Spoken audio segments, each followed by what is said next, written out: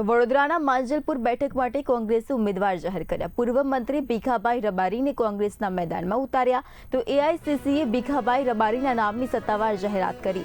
145 માંજલપુર વિધાનસભા બેઠક પર યોજાશે પેટા ચૂંટણી। ભાજપના સતીશ પટેલ સામે ભીખાભાઈ રબારીની ટક્કર। ઉમેદવાર જાહેર થતાં જ ચૂંટણીનો માહોલ ગરમાયો। વડોદરાની માંજલપુર બેઠક પર ઉમેદવારો જાહેર કરાયા।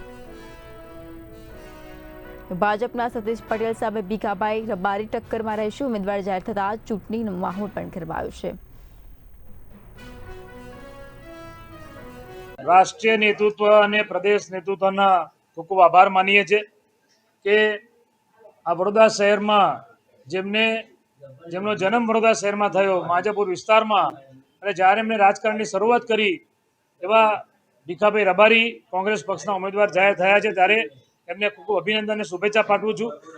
માંજલપુર વિસ્તાર જ્યારે જૂનો રાવપુરા વિસ્તાર હતો એ સમયે ત્યાંથી કાઉન્સિલર બન્યા, ધારાસભ્ય બન્યા, મંત્રી બન્યા, વિશ્વવિખ્યાત MS યુનિવર્સિટીમાં સાયન્સ મેમ્બર તરીકે કામગીરી કરી।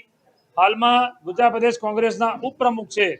અને સૌથી મોટી વાત કે એક પ્રખર ગાંધીવાદી, લોકશાહી અને સંવિધાનના રક્ષક તરીકે જે સંઘર્ષ કરી રહ્યા છે, અમારી સાથે યુવાનો સાથે ખભેથી ખભો મલાવીને જે સંઘર્ષની લડાઈ લડે છે, જ્યારે આપણે જોઈએ તો લાગે તો વડીલ, પણ વડીલનો હોશ પણ છે અને યુવાનો જોશ પણ છે, એવું કોમ્બિનેશન મારા ગુજરાત પ્રદેશ કોંગ્રેસ સમિતિના પ્રમુખ માનનીય અમિતભાઈ ચાવડા સાહેબે મારી ભલામણ કરીને એઆઈસીસીમાં મોકલ્યું નામ, અને ત્યાંથી મંજૂર થઈને આવ્યું છે, એટલે એમનો હું ખૂબ ખૂબ આભાર માનું।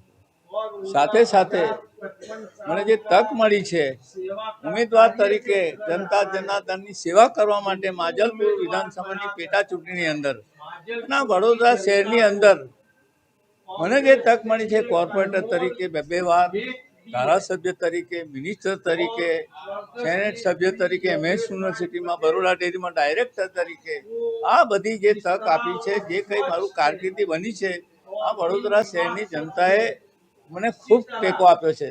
ત્યારે એ જનતા જનાર્દનને વિનંતી કરવામાં